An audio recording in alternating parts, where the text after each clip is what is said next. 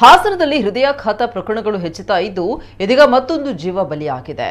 Auto ಚಾಲಕರೊಬ್ಬರು ಹೃದಯಾಘಾತದಿಂದ ಸಾವನ್ನಪ್ಪಿರುವ ಘಟನೆ ಹಾಸನದ ಸಿದ್ದೇಶ್ವರ ನಗರದಲ್ಲಿ ನಡೆದಿದೆ.